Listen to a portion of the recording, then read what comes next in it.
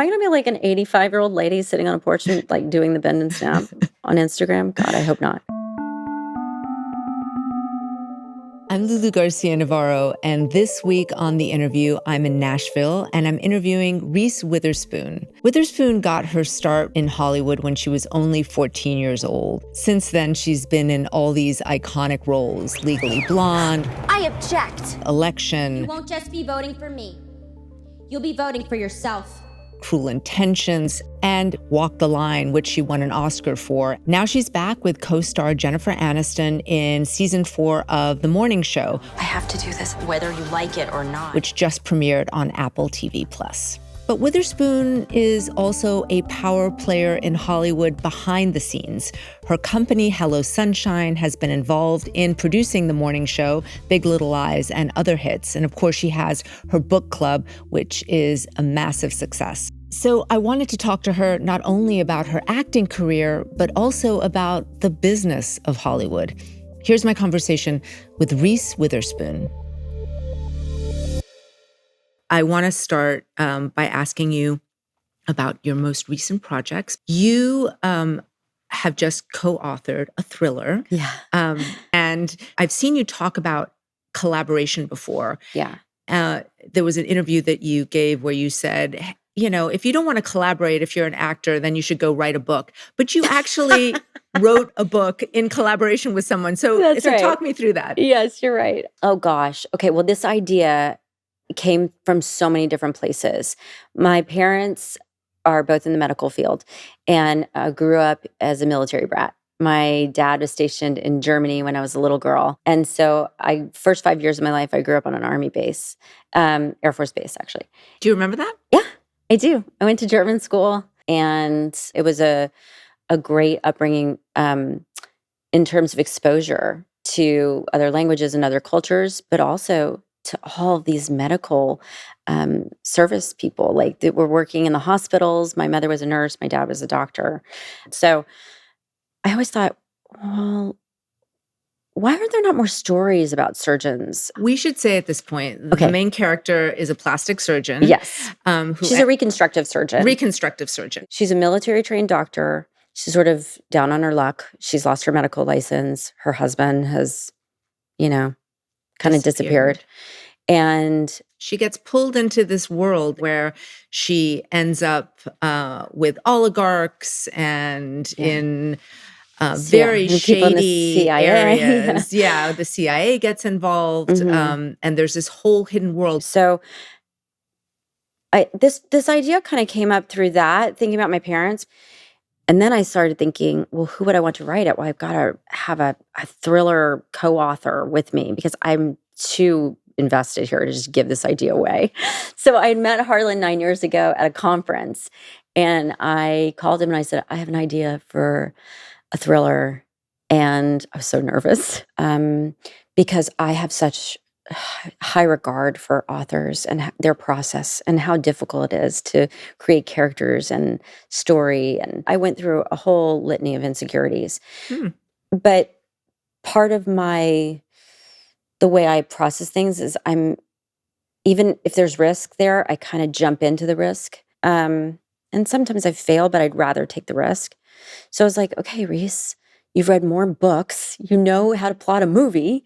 So take your knowledge of building character and understanding narrative structure and just keep imparting it. I think the through thread between this character in your book and The Morning Show is that they are both sort of helmed by very complicated women because The Morning Show is now back for its 4th season. And the women are finally in charge now at UBN. I mean, one of the themes definitely this season is that putting women at the top doesn't necessarily solve everyone's problems. As someone who sort of prides themselves in working with women, is that something that resonated from your own experience, this idea that somehow just putting women in charge isn't going to be the panacea that maybe everyone thinks it's going to be? Well, I've never advocated for a matriarchy. I've always thought the world needs gender balance. We've gotten out of balance. Things swing too far one way or the other. And I don't think that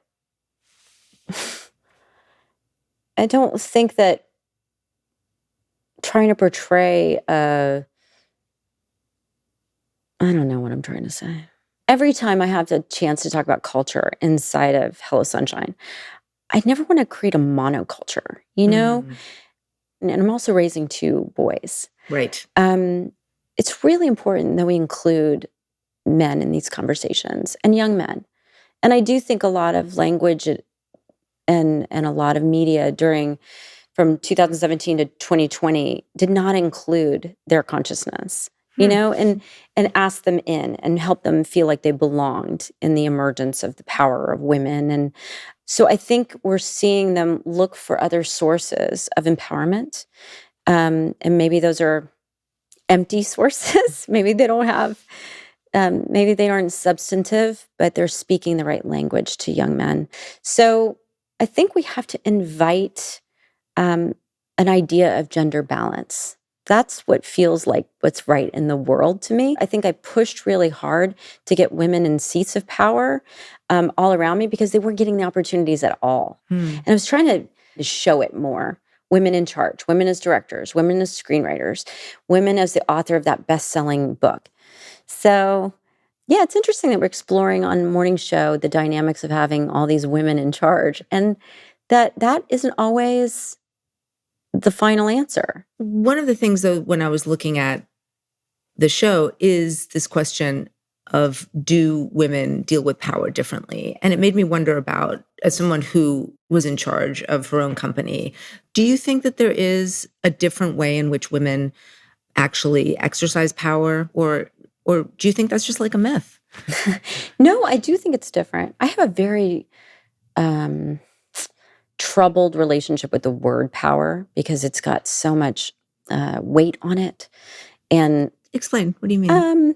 It doesn't feel like something I wanted to achieve or grab at or grasp for. It feels like it could corrupt you, you know, corrode you from the inside, your desire for power in some sort of Lord of the Rings-esque way, like greed and power. No, I love leadership, and learning to be a good leader is something I've had to do over the past 8 years. Because I'm not the person to raise my hand and say, oh, I want to be in charge. It feels like it would be my personality. It's not. What have you learned about leadership? Then I got to step up and do it. You know, I had a really pivotal conversation in my life with Shonda Rhimes, and we were sitting in a forum with a lot of women, and it was in 2017, and it was about, you know, helping people in our business come forward with their stories of sexual harassment and abuse in the workplace. And I said, if we could just get people to show up at this one event, then that would be great. And so somebody's going to have to get them there. And she goes, you're going to do it. And I said, what? She goes, she patted my leg and she goes, you're going to do it. They're going to listen to you. And when you tell them to show up on Thursday at 5 p.m. at your office, they're going to come because you're the leader and you don't know it. And that was a big moment for me because it was scary too. It's a responsibility that you don't always want to put that hat on. But I was like, okay. I kind of thought in my mind, okay, if I don't do this, who's going to do it? That story also says something to me about mentorship and the need for someone to look at you, oh my God, and see that. I needed her to tell me that because I would not have seen it. I do lack some self-awareness. So the fact that she said it to me made it true in my mind. I wanted to go back a little bit to your history and your career.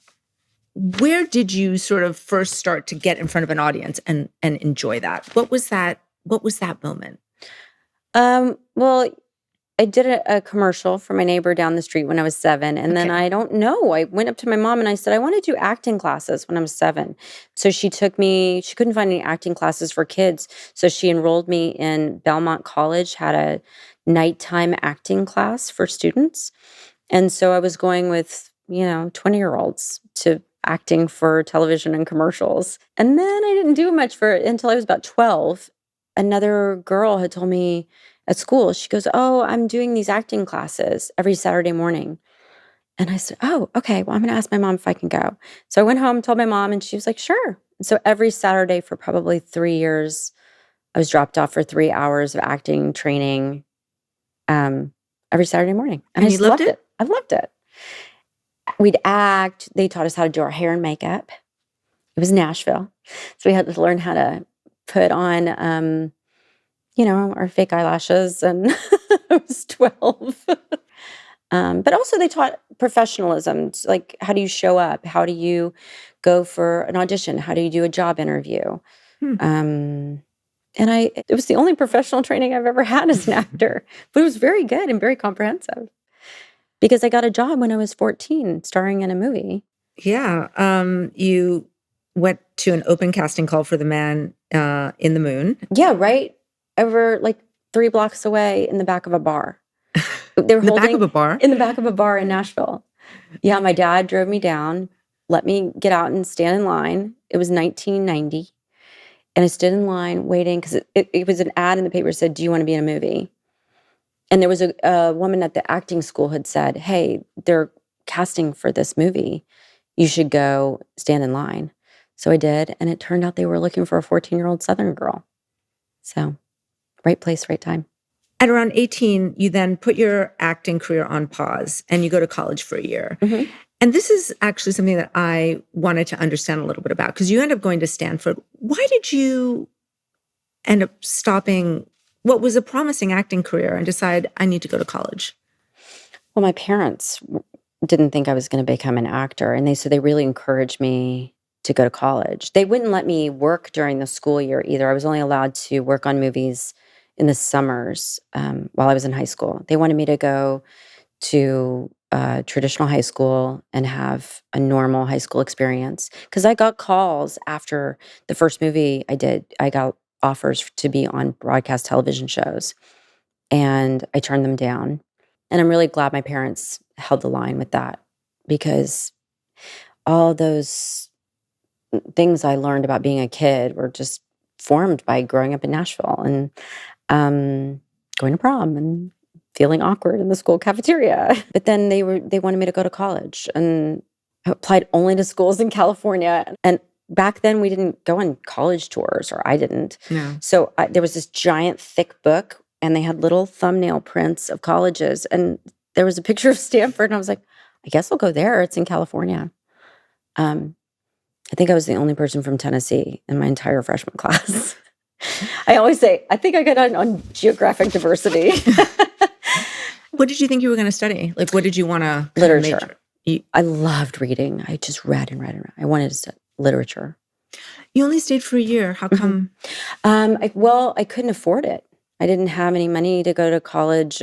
My grandparents had given me $8,000, which was so generous, but it didn't cover my tuition. I remember it was $33,000 with room and board. Seems like a bargain now. I know. But I couldn't afford it. So I had to figure out how I'd get an acting job to pay for it. So I left to go get an acting job.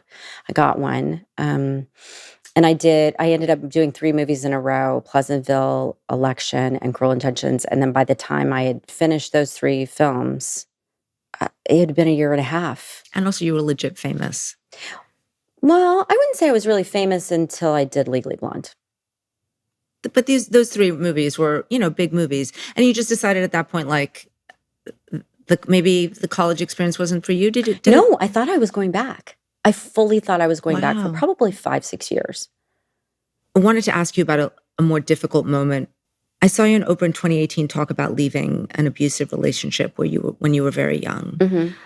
And you said you had no self-esteem back then and that leaving the relationship sort of changed you on a cellular level, the fact that you discovered that you were someone who could leave a situation like that. Mm-hmm. And looking at sort of who you were working with back then and how you were working, I'm wondering if you could just talk me through what that lack of confidence felt like, because I guess looking at it, it didn't seem obvious. Well, I think I was very good at being a professional and showing up and doing the right thing.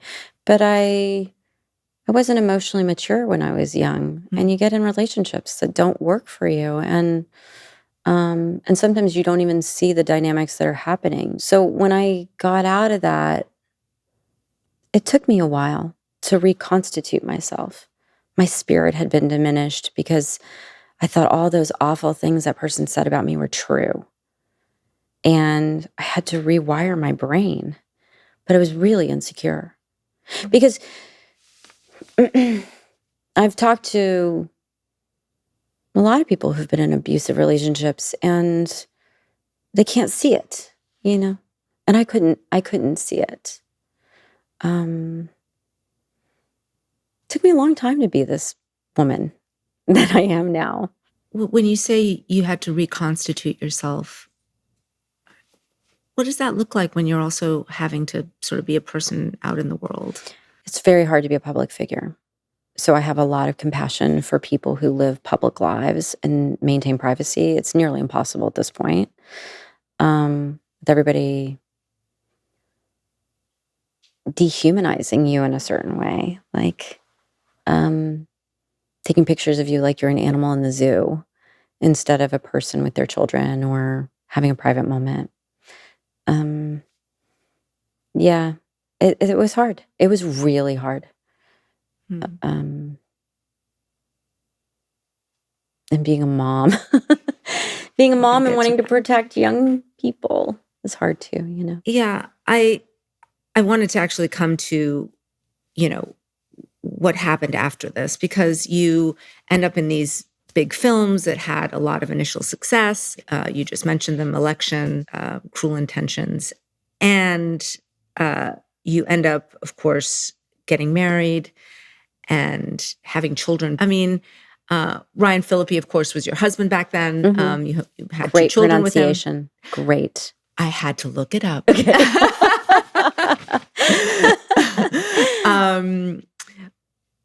What was it about having kids? Because it was unusual, I think, in Hollywood to have kids, in your early 20s.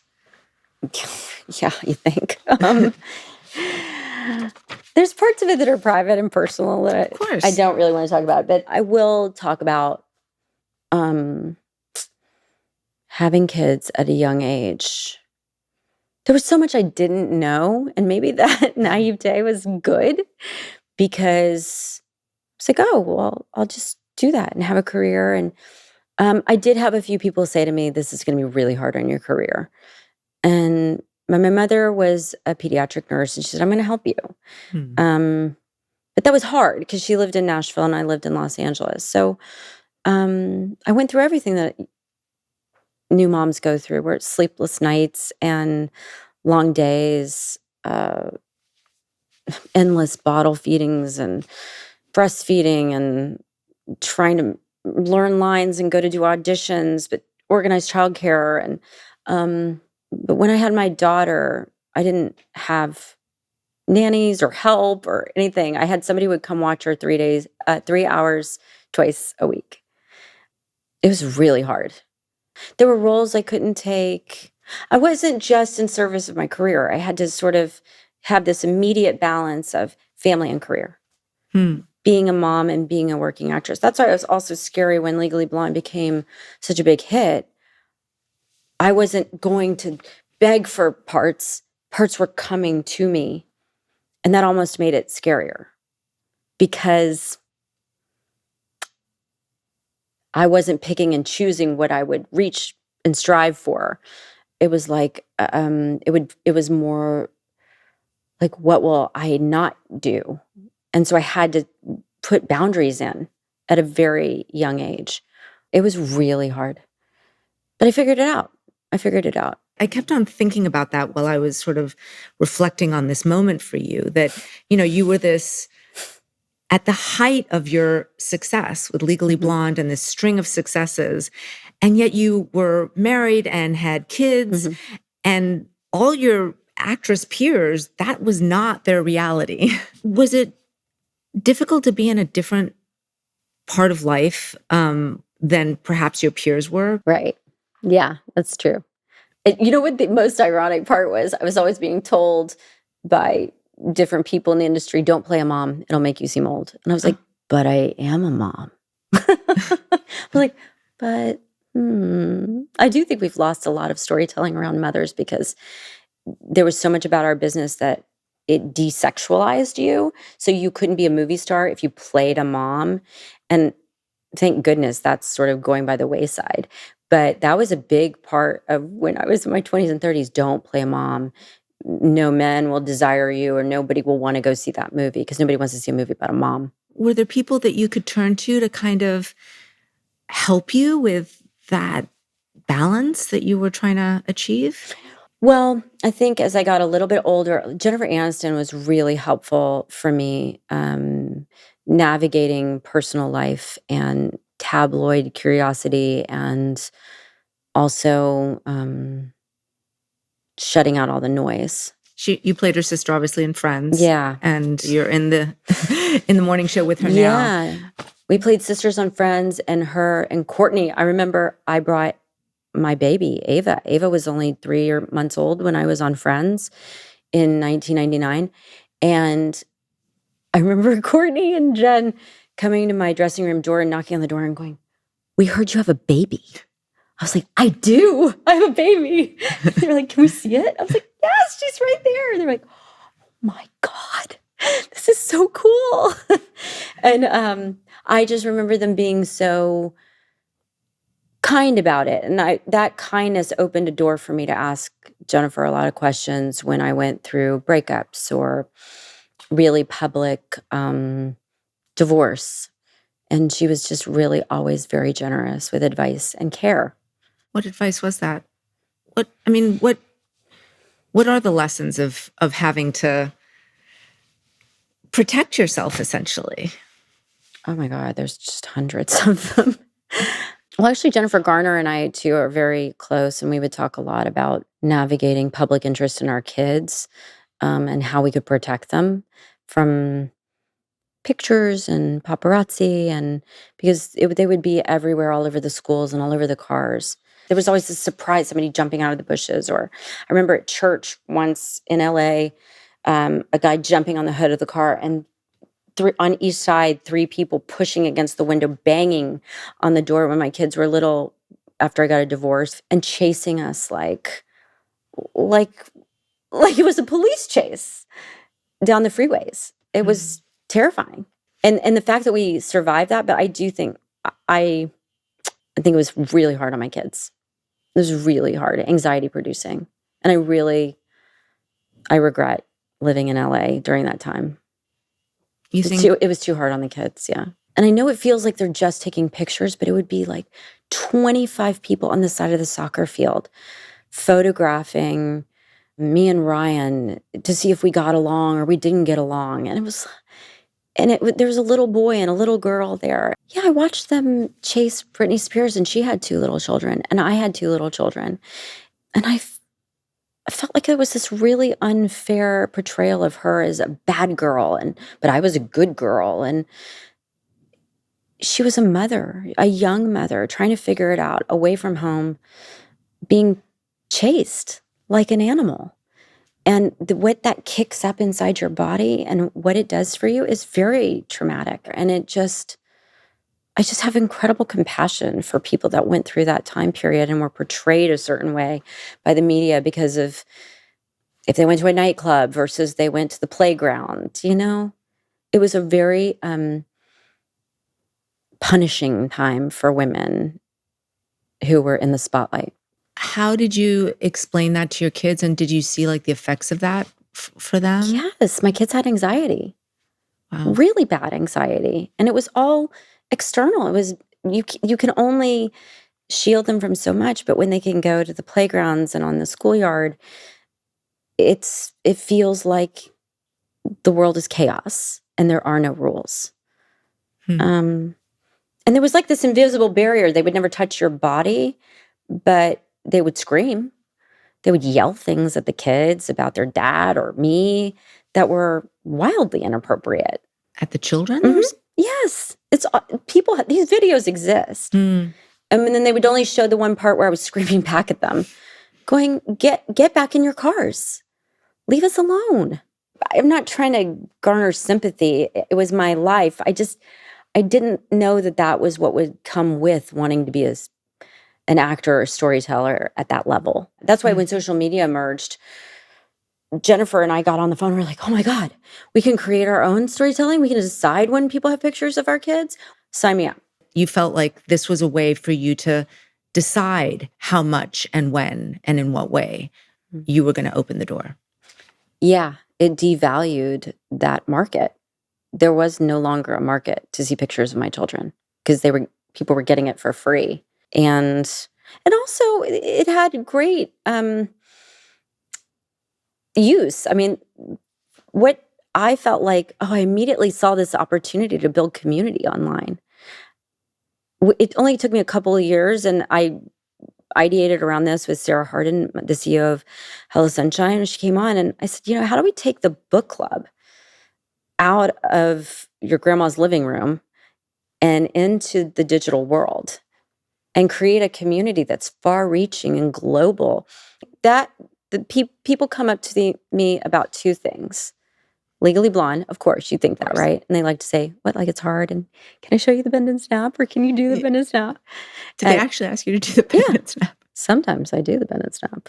If you see me do the bend and snap, you're very lucky because I think I've only done it a handful of times. I was about to say, I'm not going to ask you. Am I going to be like an 85-year-old lady sitting on a porch and like doing the bend and snap on Instagram? God, I hope not. There are worse things in the world. If you can still do the bend and snap at 80, I think actually that's true. You're in a good place. I might come out with the bend and snap workout. It could be a whole new business model. No, that people come up to me and ask me about Legally Blonde, which is cool. And then the other thing is the book club. What's so interesting about you becoming the businesswoman that you are today is that preceding that moment, you were kind of in a professionally fallow period. You'd won an Oscar. You had, kind of gone through all the heights that you can in a career. But you sort of stopped for a little bit. And I wonder what that fallow period where you weren't creatively getting to do the things that you wanted to do, what that was like for you. What did you learn about yourself in that period? Well, I learned that in order to be successful in any business, you have to understand every aspect of it. And it forced me to get more macro about it, back up and understand the business better and why they're not making more movies that I want to be in or more movies that I would let my daughter watch. And so it forced me to get analytical.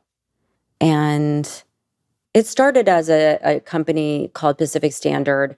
And that came from 2 years of just ideating and going, there's a missing lane here of developing film that has a woman at the center of it. And then I was like, okay, well, what if it's books too? Because I was posting my favorite books on Instagram. And then the two came together where it was like, oh, okay, I should option some books to make them into movies.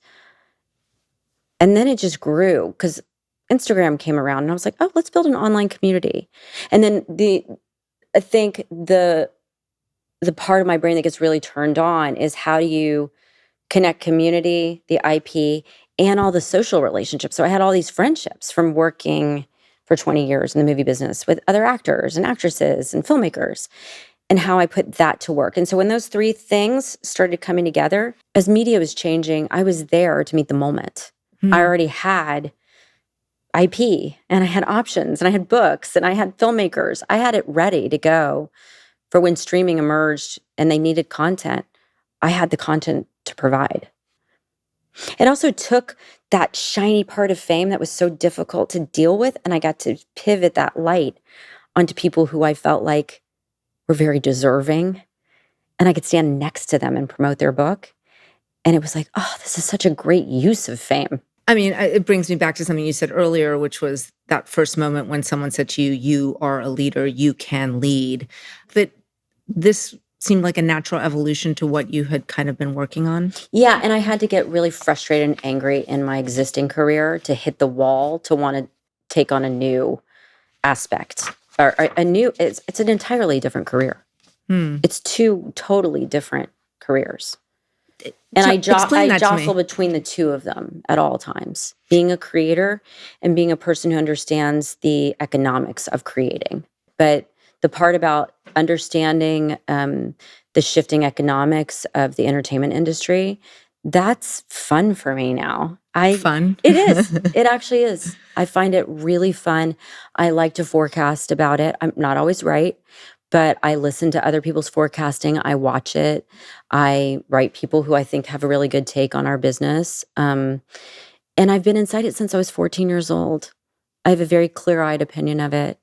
I'm not starry-eyed about any of it. And I think you have to be pragmatic when you have a company like mine, because time is your biggest asset. You can't waste time on things you can't get made.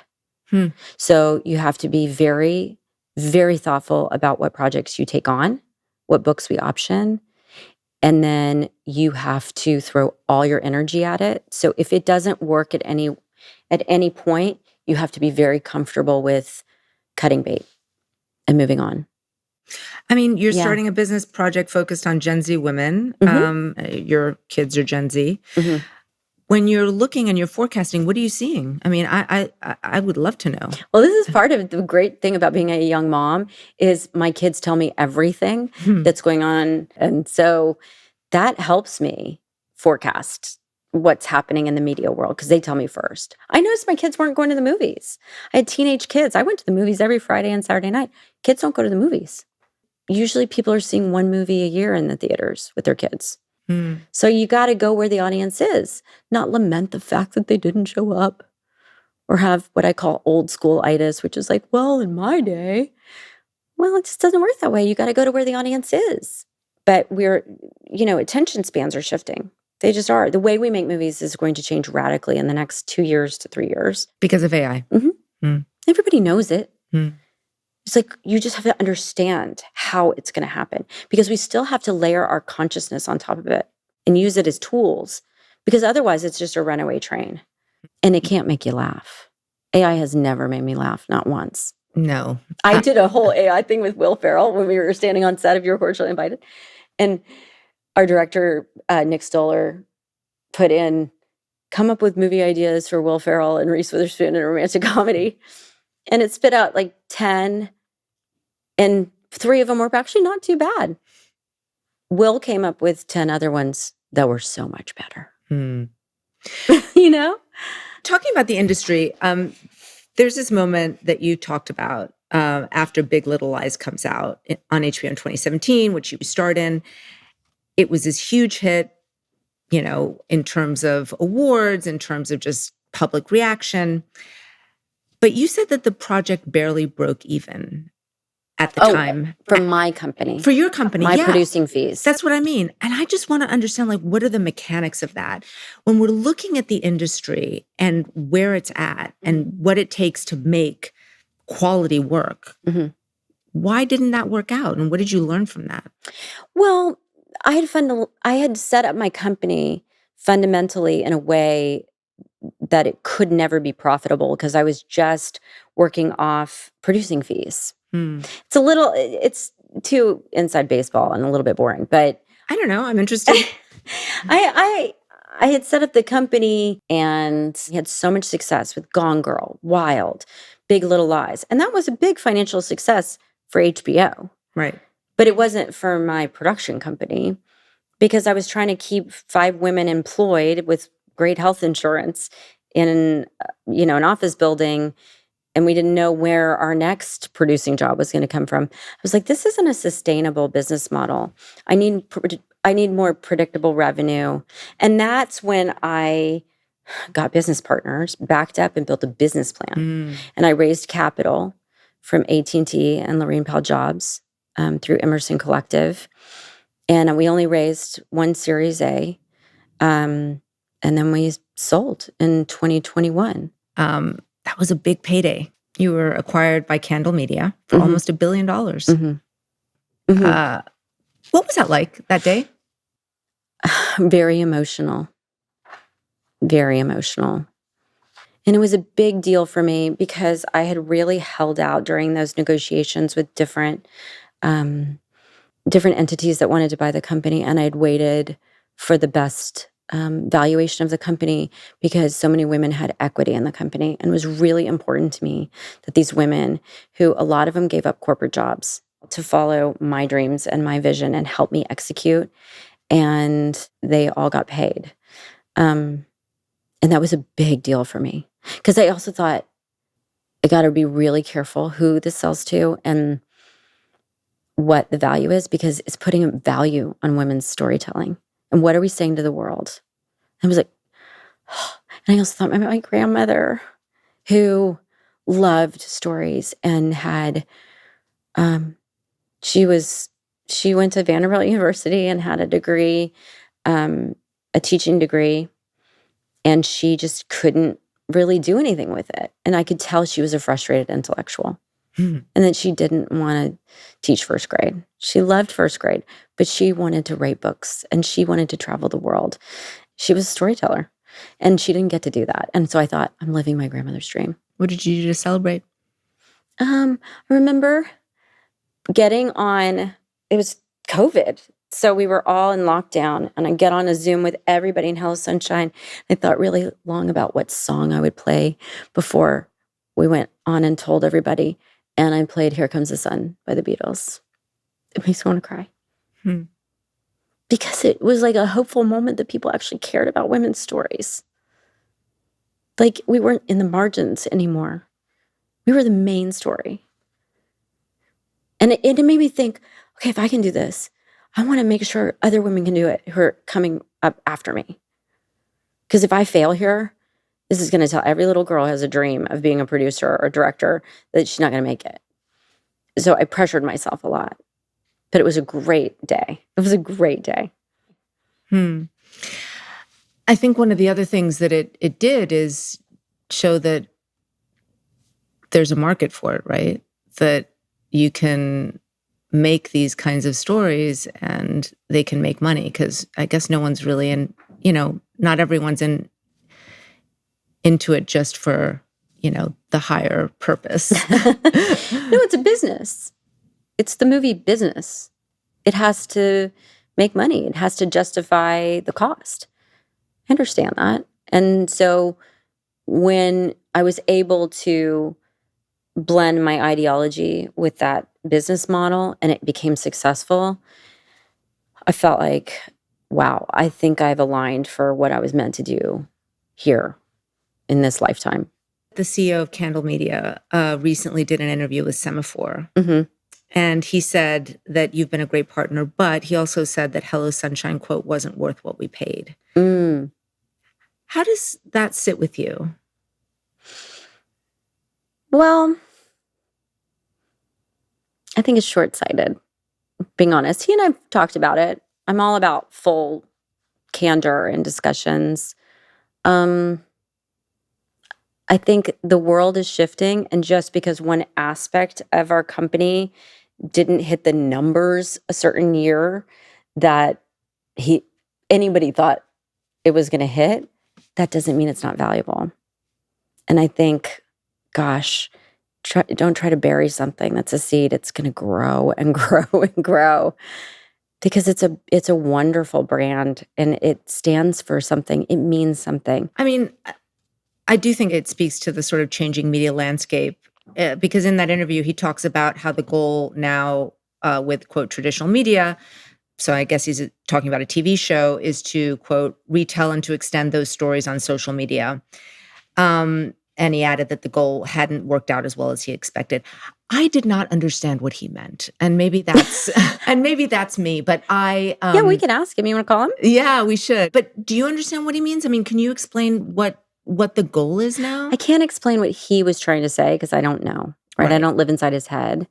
But what I think you got to look at more macro is the predictable revenue structures. So we have a very successful conference every year that is all about leading with experts in different areas of women's interests, from health and wellness to entrepreneurship to banking, to storytelling. That's been really successful. So we have live events, we have brand partnerships, we have the book club, and then we have scripted, and then we have unscripted. So there's so many different components. If one component isn't working, you don't just say the whole thing isn't working. Like you pivot, you pivot your business model. And we're looking at all of that now, right? And going, how can we grow more to where the audience is? But it's shifting, and that's we're lucky enough to be able to shift, right? We're not some big behemoth media company. We can have a new business plan and be able to move and shape and grow with culture. On the interview, we talked to our guests twice. So a few days after our first interview, I talked to Reese again. Here's our second conversation.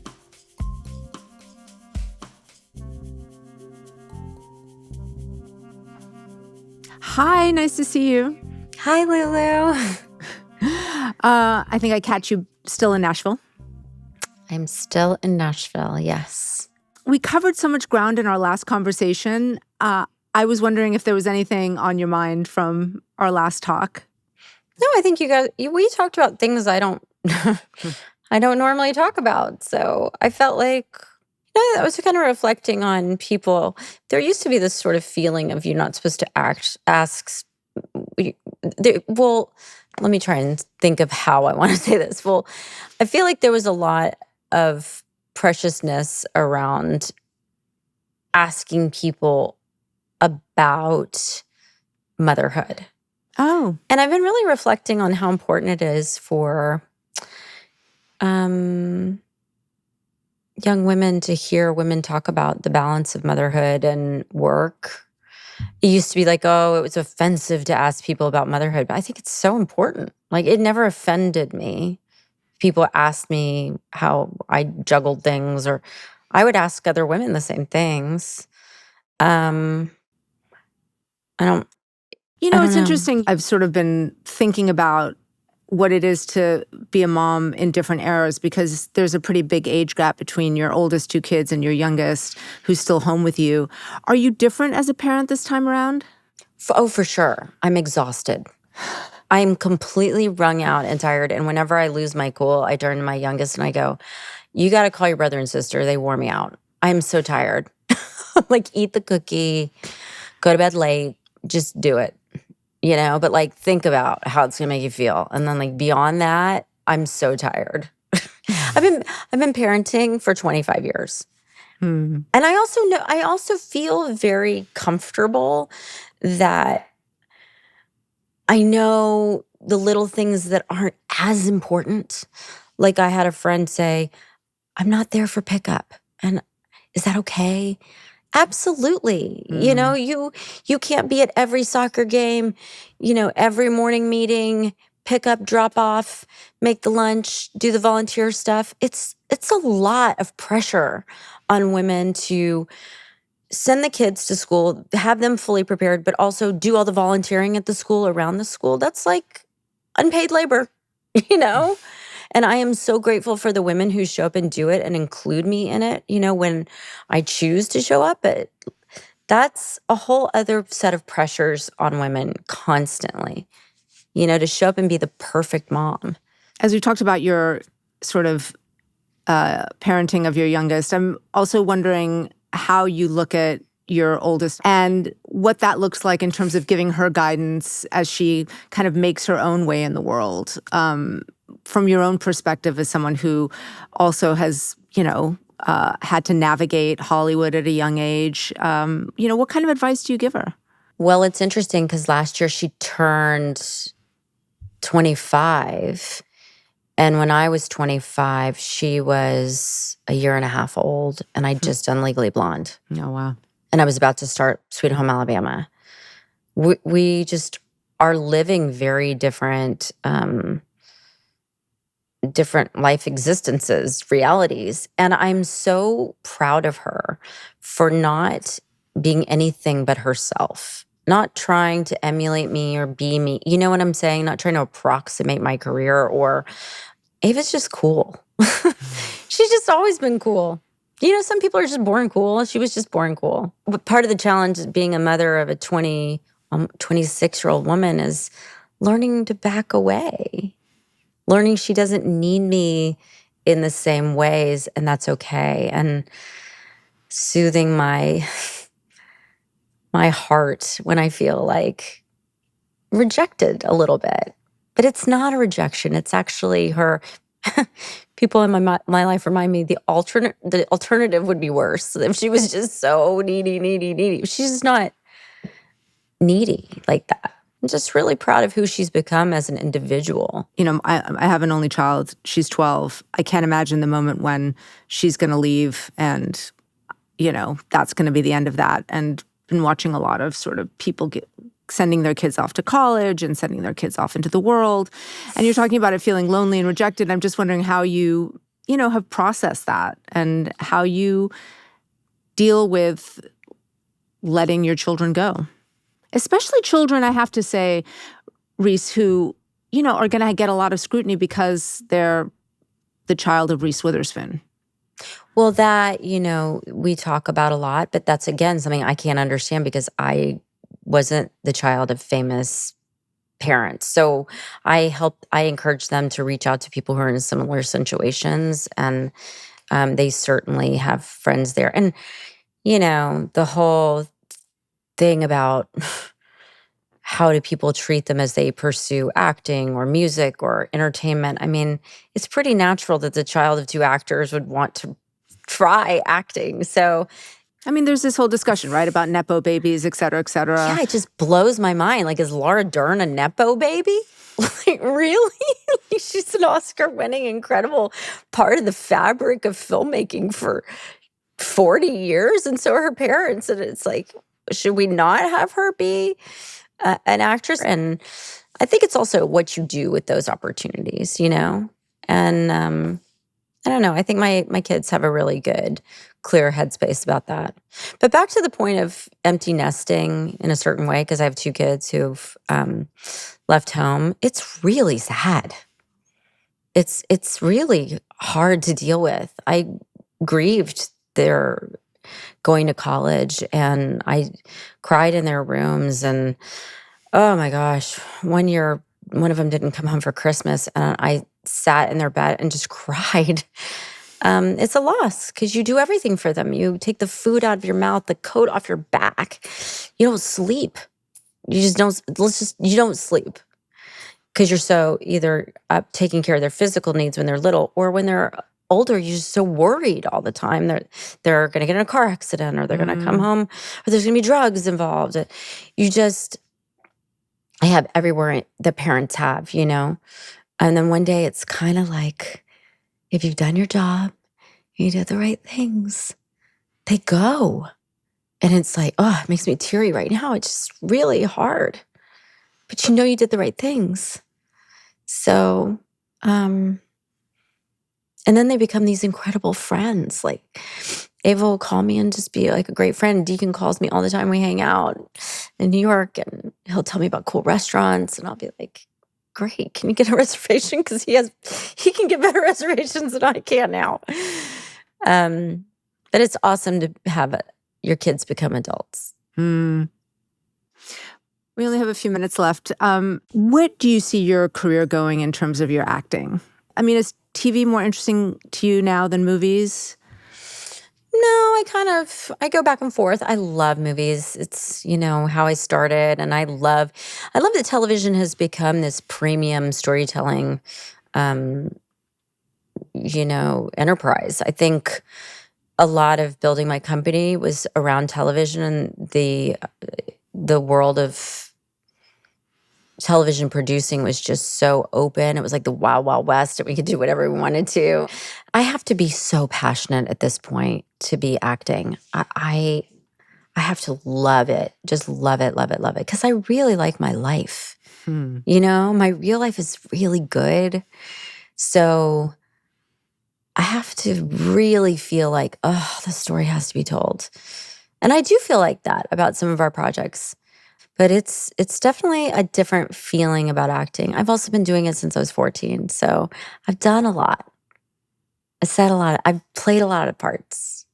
I know what I have played and what I haven't played. I'm not interested in repeating myself. What do you think people don't understand about you? So much. There's so much people don't know. I don't talk a lot about things I've been through. I will one day. I'm just not ready yet. Is there a Reese memoir, the Book of Reese, coming out? No. Maybe I'll never write the book. My kids know. they know a lot of the things that happen behind the scenes that, and some of my really good friends know. But I don't linger on things either. I feel like every day is a new opportunity to do something meaningful. I have a tendency, I don't hold grudges, I don't dwell. And I think it's what serves me. And it's what pushes me forward. That I'm constantly looking to create and not dwell in the old or remember what I was or remember all the wrongs that happened to me. But I do think they would be very, very entertaining, I think, to say the least. I'd read the hell out of that book. Oh, boy. Reese Witherspoon, thank you so much. I appreciate your time. Thank you, Lulu. This was nice.